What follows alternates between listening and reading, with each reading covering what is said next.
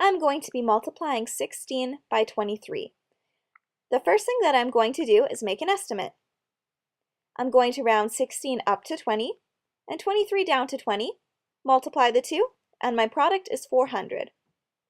I chose to work with 20 because it's a friendly number that makes estimating a little bit easier. I expect that my estimate will be slightly larger than the actual product. Now, I'm going to use base 10 blocks to represent the equation using an array. I chose to use an array because it does not require the use of mental math and is an excellent way to reinforce number sense. First, I'm going to represent 16 vertically using 1 10 and 6 ones. Then, I'm going to draw it on my whiteboard. Next, I'm going to represent 23 horizontally using 2 10s and 3 ones. And I'm going to write that on my whiteboard.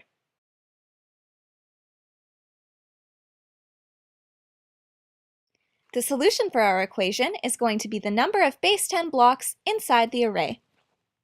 Now I'm going to start filling in my array. I'm going to put 2 hundreds and 3 10s in the first row. Then I'm going to put down 6 10s and make sure to draw them into my whiteboard. I'm going to put down 6 more 10s and draw them into my whiteboard. Then, I'm going to put down 18 ones.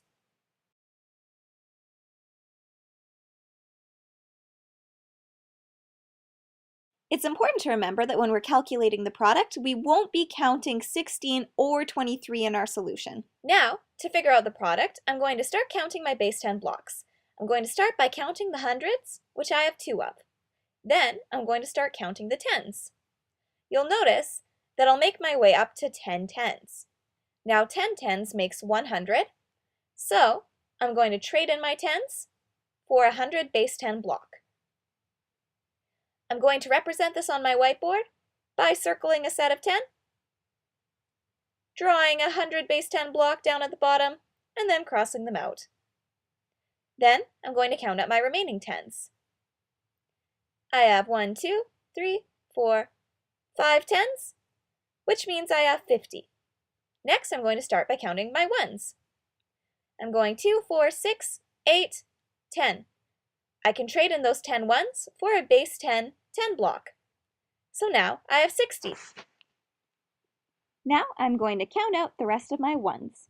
I have 2, 4, 6, 8 ones. To calculate my product, I'm going to count out my remaining base 10 blocks. I have 1, 2, 3 hundreds. 1, 2, 3, 4, 5, 6 tens, which is 60, and 1, 2, 3, 4, 5, 6, 7, 8 ones. Together, that makes 368 as my solution. Now, I'm going to calculate 16 times 23 using the distributive property. I've chosen the distributive property because it works from left to right, which is a more natural way for children to learn math. As well, it breaks up the factors into tens and ones, making them easier to perform operations with. This relates to the strategy I used with the base 10 blocks because the base 10 blocks also break up the factors into tens and ones. Now, I'm going to break up my factors into tens and ones. First, I'm going to multiply 10 by 20, and the product is 200. Then, I'm going to multiply 10 by 3, and the product is 30. Then I'm going to multiply 6 by 20, and the product is 120. And I'm going to multiply 6 by 3, and the product is 18. Now I'm going to find the sum of my numbers in the red box. I'm going to add together 200 and 120 to make a sum of 320. And I'm going to add together 30 and 18 for a sum of 48. Then I'll add these two numbers together to get my solution, which is 368. If I compare it to the estimate, I'll notice that the estimate is a larger number, just like we predicted.